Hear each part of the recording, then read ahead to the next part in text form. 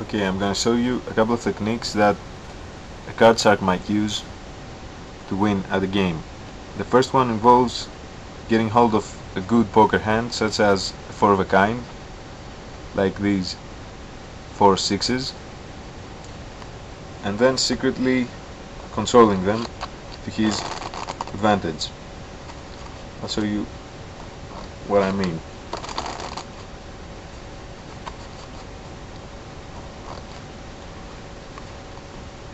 Now, one of the other players must give the deck a cut. Let's try a 5-handed game.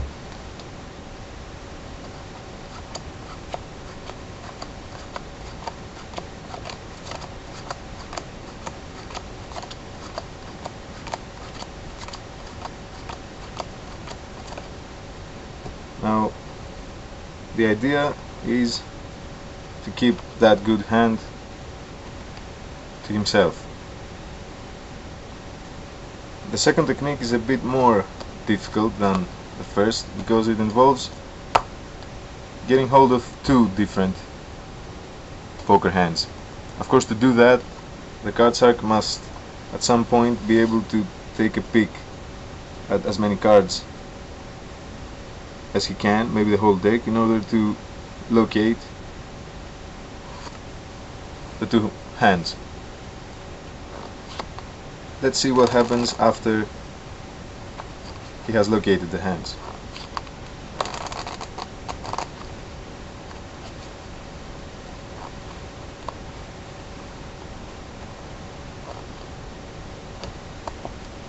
Now, one of the other players will give the deck a cut. Let's try a 6-handed game this time.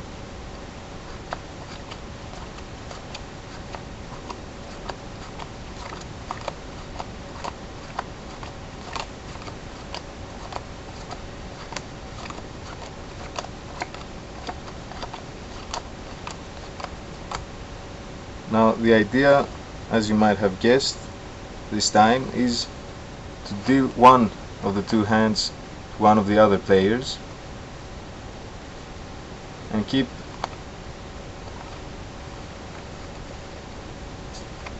the best of the 2 for himself.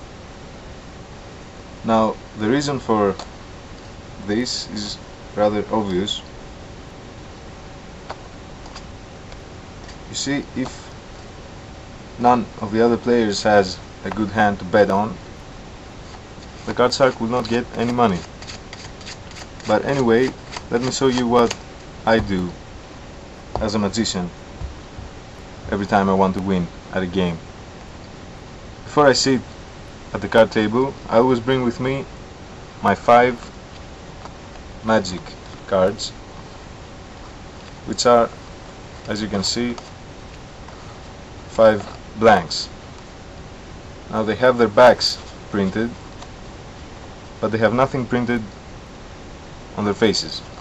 Now, when it's my turn to deal, I secretly place my magic cards on top of the deck, and then I cut the deck somewhere, maybe throw in a few more cuts to make things less suspicious, bury my magic cards in the deck, and then control them. I will show you what I mean in a second.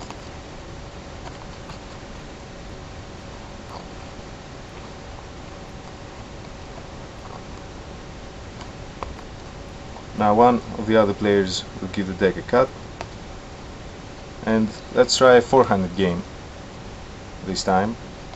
And you will notice that every card that falls on my hand is actually one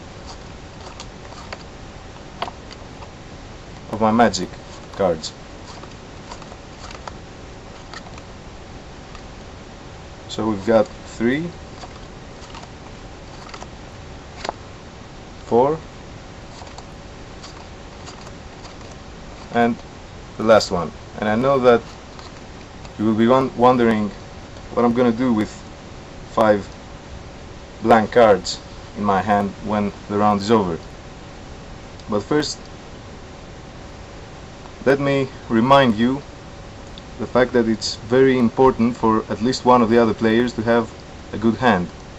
or else I don't get any money. So with that in mind, let's see what the first player has. The first player has a very good hand. Has a full house. This means that he's sure to bet some money on his hand. Now the second player has an even better hand, an even better full house than the first, which means that these two players alone make sure that I will win enough money at the end. But anyway, let's see what the third player has. The third player has the best card, the best hand of all three, a 4 of a kind, which means that the third player will bet an even larger amount of money on his hand than the other two. So now I'm going to explain to you the use of my 5